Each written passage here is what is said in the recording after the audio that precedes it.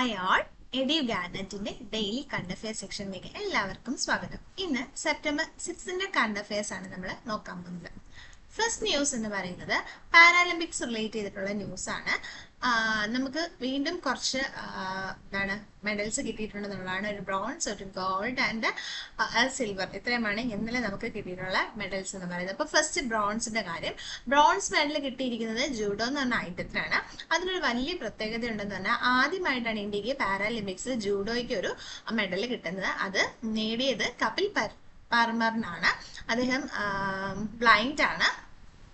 Then അദ്ദേഹത്തിന് ജൂഡോയ്ക്ക് ഏത് category, means 60 kilogram J1 കാറ്റഗറിക്കാണ് അദ്ദേഹത്തിന് ബ്രോൺസ് മെഡൽ കിട്ടിയിരിക്കുന്നത്. അപ്പോൾ ഫസ്റ്റ് ടൈമാണ് ഇന്ത്യക്ക് പാരാലിമ്പിക്സിൽ ജൂഡോയ്ക്ക് മെഡൽ കിട്ടുന്നത്. ദെൻ സെക്കൻഡ് നമുക്ക് ഗോൾഡ് മെഡൽ ആണ്. അത് ധരംബീറിനാണ്. അദ്ദേഹം എന്ന് പറയുന്നത് ക്ലബ് ത്രോവർ എന്ന് പറഞ്ഞ ത്രോയാണ്. ആ ഐറ്റത്തിനാണ് അദ്ദേഹത്തിന് ഫസ്റ്റ് കിട്ടുന്നത്. ദെൻ പ്രണവ് സൂർമ ഉണ്ട്.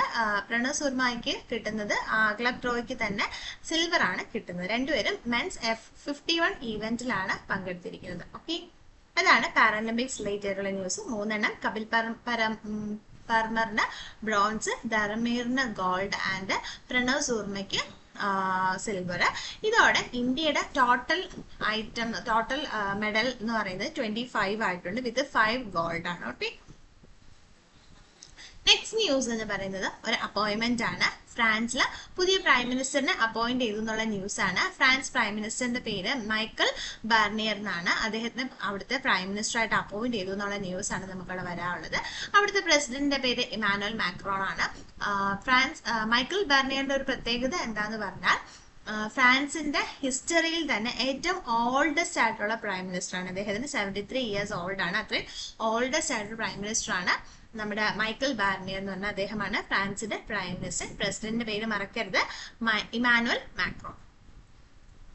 നെക്സ്റ്റ് എന്ന് പറയുന്നത് നമ്മുടെ ഡൽഹി ആയിട്ട് റിലേറ്റ് ചെയ്തിട്ടുള്ള ഒരു ന്യൂസ് ആണ്. ഡൽഹിയിൽ ഇപ്പോൾ വിന്റർ വരാറാവുമ്പോഴത്തേക്ക് അവരൊരു 21 പോയിന്റ് വിന്റർ ആക്ഷൻ പ്ലാൻ കൊണ്ടുവരുന്നുണ്ട്. അത് ഇൻവെസ്റ്റ് ചെയ്തത് അല്ലെങ്കിൽ ഇൻട്രൊഡ്യൂസ് ചെയ്തത് അവിടുത്തെ എൻവയോൺമെന്റൽ മിനിസ്റ്റർ ആയിട്ടുള്ള ഗോപാൽ റായി ആണ്. എന്തിനാണെന്ന് പറഞ്ഞാൽ നമുക്ക് തന്നെ അറിയാം, നോർത്ത് ഇന്ത്യൻ സ്റ്റേറ്റ്സിൽ അല്ലെങ്കിൽ നോർത്ത് ഇന്ത്യൻ പ്ലേസസിൽ ഏറ്റവും കൂടുതൽ പൊല്യൂഷൻ നേരിടുന്ന ഒരു സ്ഥലമാണ് ഡൽഹി എന്ന് പറയുന്നത്. സോ ആ ഡൽഹിയിൽ ഇനി വരുന്ന ടൈമിൽ വിന്ററിൽ പൊല്യൂഷൻസ് കുറയ്ക്കാൻ വേണ്ടിയിട്ട് അവിടുത്തെ എൻവയോൺമെന്റ് മിനിസ്റ്റർ ആയിട്ടുള്ള ഗോപാൽ റായ് കൊണ്ടുവന്നിട്ടുള്ള കുറെ സ്കീംസ് ആണ് നമുക്ക് പഠിക്കാനുള്ളത്. അതിൽ വളരെ ഇമ്പോർട്ടൻ്റ് ആയിട്ടുള്ള ഒരു സ്കീമാണ് ഹരിത് രത്ന പുരസ്കാർ എന്ന് പറയുന്നത്. അതെന്താന്ന് പറഞ്ഞു കഴിഞ്ഞാൽ, അവിടുത്തെ കമ്പനീസിന്റെ എമിഷൻസ് സീറോ എമിഷൻസ് ആവുകയാണെന്നുണ്ടെങ്കിൽ ആർക്കൊക്കെയാണോ സീറോ എമിഷൻസ് ഉള്ളത് അതിൽ തന്നെ ഏറ്റവും ബെസ്റ്റ് മെത്തേഡ്സ് ചെയ്യുന്നവർക്ക് കൊടുക്കാനായിട്ടാണ് ഹരിത് രത്ന പുരസ്കാർ ഡൽഹി ഗവൺമെന്റ് ഏർപ്പെടുത്തിയിരിക്കുന്നത്. പിന്നീട് ദീപാവലി ടൈമൊക്കെ ആകുമ്പോഴത്തേക്ക് അന്തരീക്ഷത്തിൽ മൊത്തം പൊടിപടലങ്ങളായിരിക്കുമല്ലോ.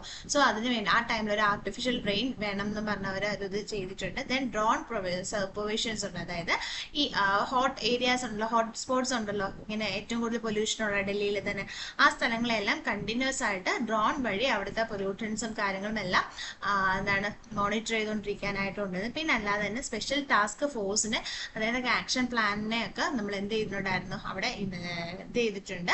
അപ്പൊ എന്ത് അത്യാവശ്യം വന്നാലും നമുക്ക് അങ്ങനെ പൊല്യൂഷൻ നമ്മൾ കുറയ്ക്കും എന്നുള്ളൊരു രീതിയാണ് അവിടെ ഈ ഒരു വർഷത്തെ ഈ വിന്ററിലേക്ക് ഡൽഹി ഗവൺമെന്റ് എടുത്തിരിക്കുന്നത്. അവിടുത്തെ ഓർക്കേണ്ട പേര് എൻവയോൺമെന്റ് മിനിസ്റ്റർ ഗോപാൽ റായ് ആണ്. ഓക്കെ, നെക്സ്റ്റ് ന്യൂസ് എന്ന് പറയുന്നത് ISR റിലേറ്റ് ചെയ്തിട്ടുള്ള ന്യൂസ് ആണ്. നമ്മുടെ ഹിന്ദു ന്യൂസ് പേപ്പേഴ്സ് ISROടെ 1960 മുതൽ ഇപ്പോൾ വരെയുള്ള എല്ലാ അച്ചീവ്മെന്റ്സിനെയും ഓർഡർ ചെയ്ത് ഒരു ബുക്കായിട്ട് ലോഞ്ച് ചെയ്തിട്ടുണ്ട്. അപ്പോൾ അതാണ് കോഫി ടേബിൾ ബുക്ക് എന്ന് പറഞ്ഞിട്ടാണ് അവരങ്ങനെ അത് ഇറക്കിയിരിക്കുന്നത്. അപ്പോൾ ഇത് ലോഞ്ച് ചെയ്തത് ആരാന്ന് ചോദിച്ചു കഴിഞ്ഞാൽ ISROയുടെ ചെയർമാനായിട്ടുള്ള ഡോക്ടർ സോമനാഥ് ആണ്. അപ്പോൾ കോഫി ബുക്ക് ടേബിൾ പ്രിന്റ് ചെയ്തത് ആരല്ലേ, അത് ചെയ്തത് ആരാന്ന് ചോദിച്ചു കഴിഞ്ഞാൽ ഹിന്ദു ന്യൂസ് പേപ്പേഴ്സ് ആണ് കേട്ടോ.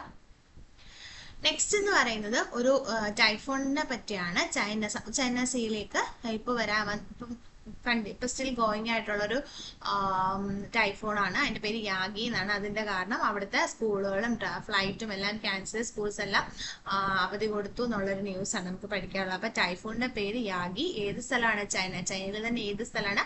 സൗത്ത് ചൈന സീ ആണ്. ഓക്കെ, നെക്സ്റ്റ് കേരളത്തിനെ സപ്പോർട്ട് ചെയ്തിട്ടുള്ള ഒരു ന്യൂസ് ആണ്. Business reforms action plan award ഈ വർഷം കിട്ടിയിരിക്കുന്നത് കേരളത്തിലാണ്. ഇന്ത്യയിൽ തന്നെ എല്ലാ സ്റ്റേറ്റ്സിൽ ഏറ്റവും കൂടുതൽ ബിസിനസ്സിൽ ഏറ്റവും മുന്നേ നിൽക്കുന്ന സ്റ്റേറ്റ്, അല്ലെങ്കിൽ ബിസിനസ് ചെയ്യുന്നതിൽ ഏറ്റവും മുന്നേ നിൽക്കുന്ന ഏത് സ്റ്റേറ്റ് ആണോ എന്നുള്ളത് നോക്കിയിട്ട് കൊടുക്കുന്ന ഒരു അവാർഡാണ് business reforms action plan award.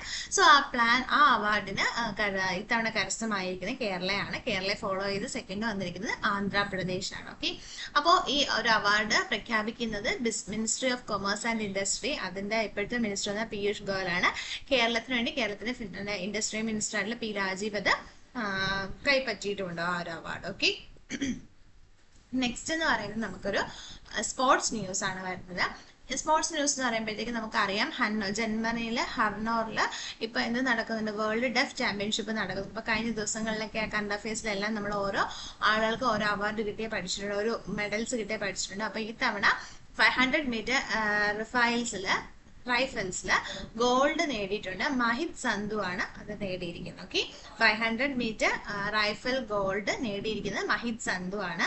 അത് എവിടെയാണ്? വേൾഡ് ഡെഫ് ചാമ്പ്യൻഷിപ്പ് നടക്കുന്നത് ജർമ്മനിയിലെ ഹന്നൂറാണ്. സോ ഇതായപ്പോഴത്തേക്ക് ഇന്നത്തെ കറണ്ട് അഫയേഴ്സ് കംപ്ലീറ്റ് ആയിട്ടുണ്ട്. അടുത്ത ദിവസം വേറൊരു നല്ല കറണ്ട് അഫയർ ആയിട്ട് കാണുന്നവരെ ബൈ.